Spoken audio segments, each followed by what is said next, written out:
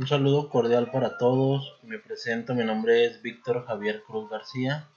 Actualmente estoy estudiando en la Universidad Juárez del Estado de Durango, en la Facultad de Ciencias Forestales y Ambientales, la carrera de Ingeniería de Manejo Ambiental. A continuación vamos a ver un tema de la asignatura de Bioquímica de segundo semestre. Es la presentación del tema el agua. Muy bien, comenzamos con esto.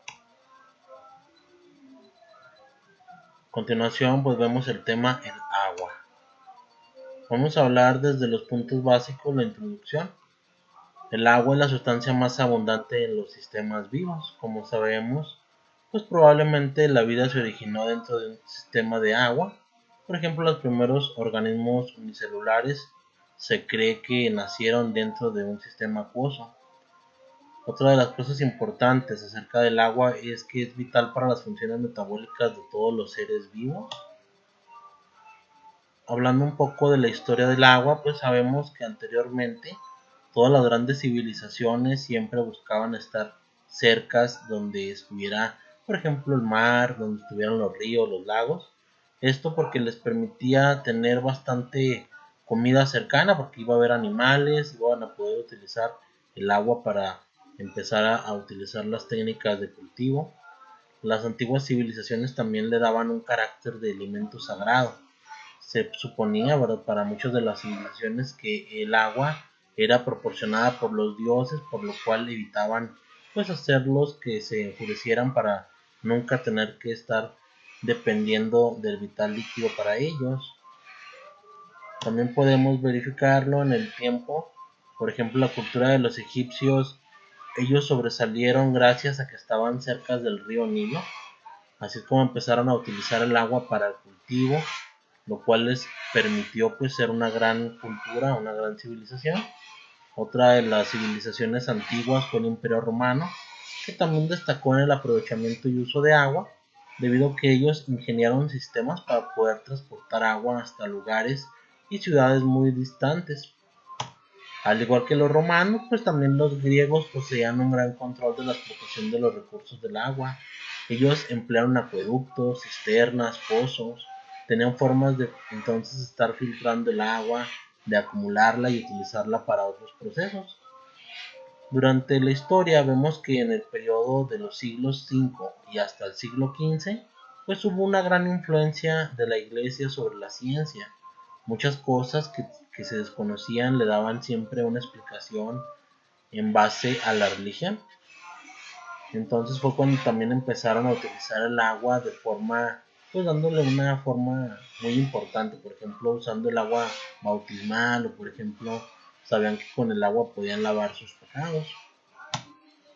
Otra de las grandes, bueno, también podemos ver aquí que hasta finales del siglo XV las diferentes disciplinas de la ciencia empezaron a separarse de la iglesia.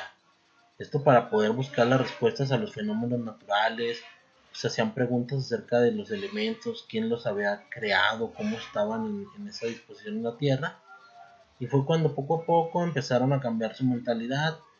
Y gracias a, por ejemplo, el científico Lavoisier indica que el 24 de junio de 1783 consiguió realizar una síntesis de agua a partir de un experimento. Ya poco después, este experimento logró hacer una descomposición de agua nombrando a sus elementos, el hidrógeno y el oxígeno, formulándolo con HO. Cambiando ahora, vamos a ver el agua en nuestro planeta Tierra, cómo es que es tan importante. Según el diccionario de la Real Academia de las Ciencias Exactas, Físicas y Naturales, la hidrosfera es el conjunto de las aguas que cubren la parte de la superficie terrestre. Toda la agua que esté dentro del planeta Tierra pues se le llama hidrosfera. Sabemos también que la Tierra es el único planeta del sistema solar que presenta vida. Esto se cree que está muy relacionado por la existencia del agua donde empezó la vida. Bueno, sabemos también de la distribución del agua en la Tierra, pues está repartida de forma muy desigual. Hay lugares donde abunda el agua y también lugares donde es muy escasa. Sabemos también que la mayor parte del agua está en forma líquida, aproximadamente el 98%, pero también podemos encontrarla en estado sólido, es decir, en forma del hielo, de la nieve. y una mínima cantidad pues se encuentra en el vapor, ya sea en las nubes, en la evapotranspiración de los mares y también de las plantas y los animales. Las aguas de los mares y océanos constituyen el 97% del agua total de la Tierra, es el agua salada. Estas pues tienen grandes características, por ejemplo, pues están en constante movimiento, las olas es el producto de la fricción del viento, las mareas y los descensos, pues estos totalmente están relacionados con la fuerza de atracción gravitatoria que ejerce el Sol y la Luna sobre la Tierra.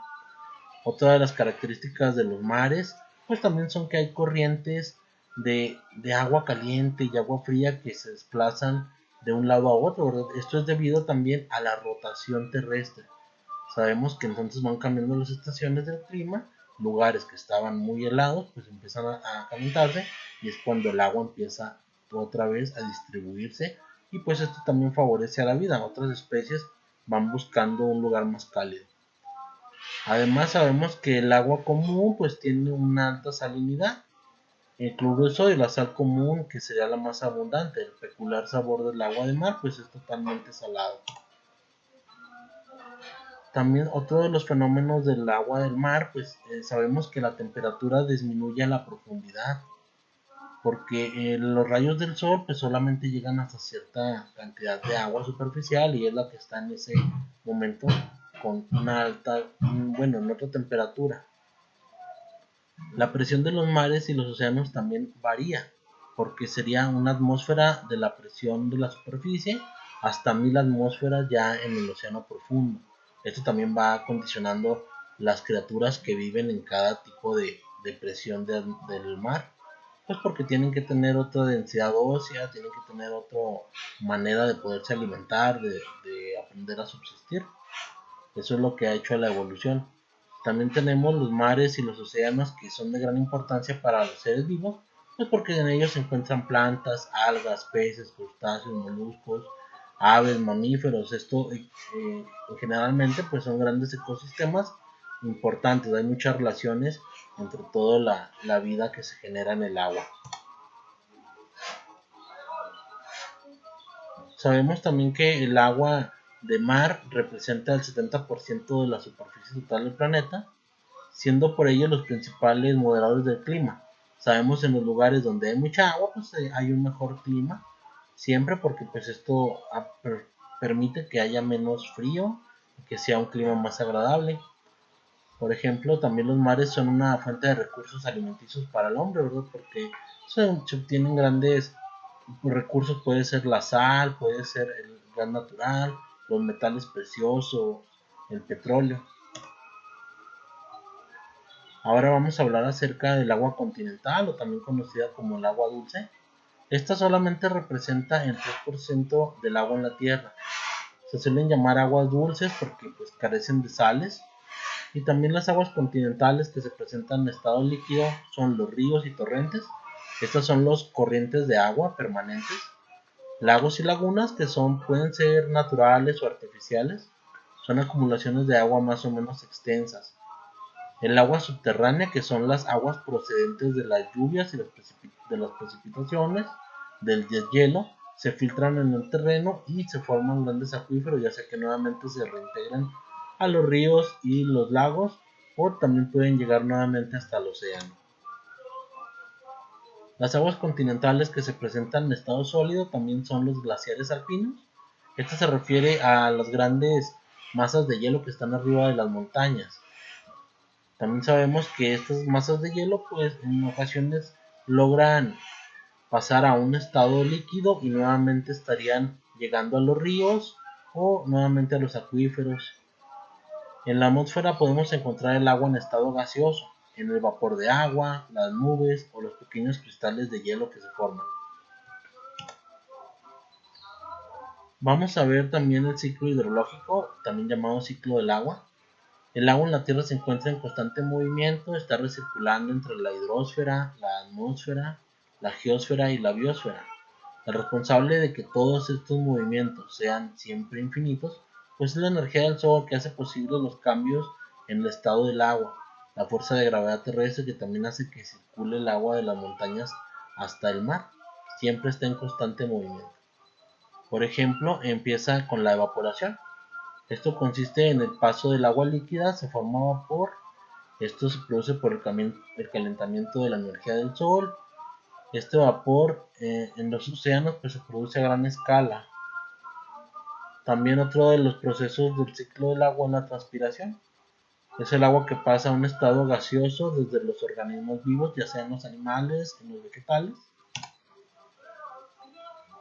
A continuación sigue la condensación, es cuando el aire cálido y húmedo al llegar a un lugar pues, más helado, a una altura mayor, pues ya origina pequeñas gotas de agua líquida que donde se forman las nubes.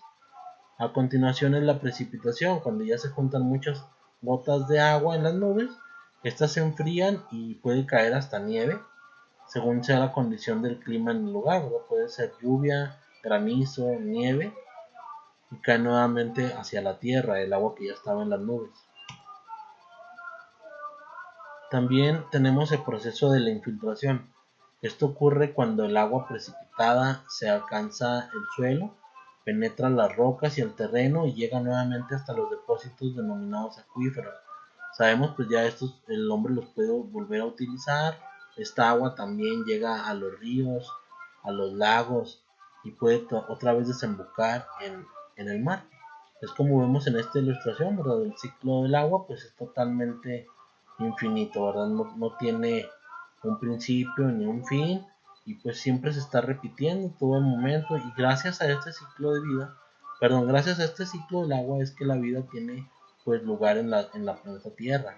Si no sería muy difícil poder llegar a tener pues unas condiciones favorables para la vida. Ahora vamos a ver acerca de las propiedades del agua.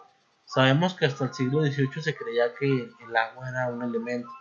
Fue hasta que el químico inglés Cavendish pudo sintetizar agua debido a la combustión de aire e hidrógeno, pero más adelante el científico Lavoisier propuso que el agua no era un elemento químico sino un compuesto. Ya él pudo ver que estaba compuesta por hidrógeno y oxígeno.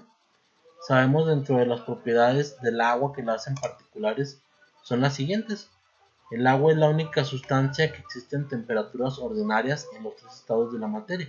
Sin que el hombre tenga que modificar estas temperaturas, pues sabemos que hay hielo en la nieve, en los glaciares. El agua está en estado líquido en los mares, en los ríos y en estado gaseoso en las nubes. Sabemos también que otra de sus características es una sustancia inodora, insípida, incolora, aunque depende del agua, ¿verdad? Donde esté en ese momento, pues puede arrastrar algunas partículas, ya sea del suelo o partículas del gas, y pues pueden darle tal vez algún leve color, algún leve sabor, pero esto ya dependiendo totalmente del lugar donde se encuentre. El agua pura también tiene un punto de ebullición a una temperatura de 100 grados centígrados, mientras que su punto de solidificación es a los 0 grados centígrados, cuando ya se empieza a formar el hielo. También sabemos que otro de los fenómenos importantes del agua es que en estado sólido el agua flota sobre el agua líquida. Esto se debe a que el agua alcanza su máxima densidad a una temperatura de 4 grados centígrados. Esta densidad es de 1 gramo por centímetro cúbico y el hielo pues es un poco más liviano que esta densidad y es por eso que permite que el agua no esté el hielo hasta el fondo, siempre se encuentra flotando en el agua líquida. También sabemos que la capacidad calorífica es superior a la de cualquier otro líquido sólido, siendo un calor específico de 1 caloría por gramo. Significa que una masa de agua puede absorber y desprender grande cantidad de calor sin experimentar apenas cambios en la temperatura. El agua también es el mejor disolvente conocido, ya que está considerado un disolvente universal. De hecho, que sea un disolvente hace que sea fundamental para todos los seres vivos, ya que todos los nutrientes a nosotros nos llegan directamente disueltos en agua, y así es como se nutren nuestras células, ya sea por glucosa o cualquier otra energía, ¿verdad? Que en ese momento estemos necesitando. Vamos a ver la estructura química del agua. La molécula de agua se forma por un átomo de oxígeno y 2 átomos de hidrógeno. Sabemos que el oxígeno tiene un número atómico de 8, significa que tiene 8 protones, 8 neutrones y 8 electrones. Como sabemos, los electrones son los que están en la capa pues posterior del átomo, los que se intercambian con otros elementos y pueden hacer reacciones. Sabemos también que es altamente electronegativo. El oxígeno siempre está buscando completar su última capa de 8 electrones. Sabemos que entonces, como tiene 6 electrones en la última capa de valencia, pues siempre tiene que estar pidiendo 2 electrones a los diferentes elementos químicos. Y es cuando entonces, al encontrarse cerca del hidrógeno, pues fácilmente pueden estar haciendo un enlace covalente, ¿verdad? Entonces es cuando el oxígeno está compartiendo un electrón de cada átomo de hidrógeno, y es cuando se queda formado lo que conocemos como un ion polar, ¿verdad? Está cargado de forma negativa, y el hidrógeno, como cede su electrón, queda cargado con una densidad positiva. Por eso decimos que es un ion dipolar. Aquí lo podemos ver claramente, ¿verdad? La carga es negativa dentro del átomo de oxígeno, y en los átomos de hidrógeno la carga es positiva, y esto también pues genera que se puedan realizar lo que vamos a ver adelante, que son los enlaces de puente de hidrógeno. Como ya está cargado de manera positiva el hidrógeno, y el oxígeno en otra molécula de agua se encuentra ya con una carga pues negativa, se genera una pequeña, pues sabemos, ¿verdad?, que polos opuestos se atraen, y es cuando se hace la pequeña fuerza electrostática entre ellos. O sea, sabemos que son débiles porque se pueden romper muy fácilmente, y eso hace también que duren poco, pero es lo que permite que el agua sea soluble. Como rápido están cambiando su ubicación en los enlaces, hace que rápidamente se pueda disolver más agua en ellos o otras soluciones, ya sea polares o no polares. Bueno, vamos a ver nuevamente esto, ¿verdad? Los puentes de hidrógeno funcionan como débiles atracciones electrostáticas entre elementos electronegativos como son oxígeno e hidrógeno. Aquí lo tenemos más detallado, ¿verdad? Este es el oxígeno con una carga electrostática negativa, y el hidrógeno con una carga electrostática positiva. Al estar cercanos, pues ya generan un enlace covalente, de puente de hidrógeno, que es mucho más débil que los enlaces covalentes que genera, por ejemplo, el oxígeno directamente con un hidrógeno, ¿verdad? Este ya es el enlace covalente, y este es el puente de hidrógeno. También sabemos que el agua es un solvente excelente porque es un disolvente polar, disuelve fácilmente todas las biomoléculas, que generalmente son compuestos cargados o polares. Un ejemplo, por ejemplo, es la sal. Aquí tenemos sal sin disolver. Estas son las moléculas de agua, aquí los podemos ver. El átomo de oxígeno y los dos átomos de hidrógeno, y aquí se encuentra una molécula de sal sin disolver. Este es el sodio y este es el cloruro. Perdón, este es el sodio y este es el cloruro de sodio. Al poder disolverlo, pues lo que hace directamente el agua, pues los hidrata, y entonces rompe estas cargas electrostáticas que tiene la sal, y ellos empiezan a disociarse, pues como están aquí en esta forma, ¿verdad? El oxígeno atrae claramente lo que es el sodio, y el hidrógeno se adhiere al cloro. También sabemos que hay compuestos hidrofóbicos. Sabemos que estos compuestos pues no les gusta el agua, no se llevan bien con el agua. Son compuestos no polares que no pueden formar enlaces de hidrógeno con el disolvente. Dentro de los grandes compuestos que más podemos ver es la grasa y los jabones. Por ejemplo, las grasas forman agregados que se llaman micelas. Estas son pequeñas, como aquí lo vemos, ¿verdad? Es una molécula de aceite, pues en su interior se resguarda para no tocar nada casi con agua, y es lo mismo que hacen, o sea, ellos no quieren interactuar. Lo que hace, muy poca superficie de estas moléculas puede tener contacto con el agua. Aquí lo vemos en esta ilustración, el agua, y aquí está el aceite. Dentro de las propiedades coligativas del agua, pues tenemos que estas propiedades cambian de acuerdo a las propiedades de los solutos. Si se le agrega soluto a una solución con agua, pues empieza a cambiar, por ejemplo, la presión de vapor, cambia el punto de ebullición, el punto de fusión y la presión osmótica. Me refiero a la presión de vapor, por ejemplo. Si el agua tiene sal. Al momento de que empieza a hacer calor, se eleva la temperatura, pero como también el soluto impide que nuevamente se pase a un estado de vapor, pues esto hace que fácilmente suba el punto de ebullición. O lo mismo también pasa con el punto de fusión, como el soluto estaría topando con otros cristales de hielo, ya permite que empiece a hacerse más lenta la formación de hielo, porque en vez de estar topando agua con un cristal de hielo, puede llegar a topar el soluto con un cristal de hielo, y eso permite pues que baje más el punto de fusión, el punto para que se congele el agua. Además también podemos ver lo que es la presión osmótica. Por ejemplo, aquí tenemos también que los solutos alteran las propiedades coligativas del agua.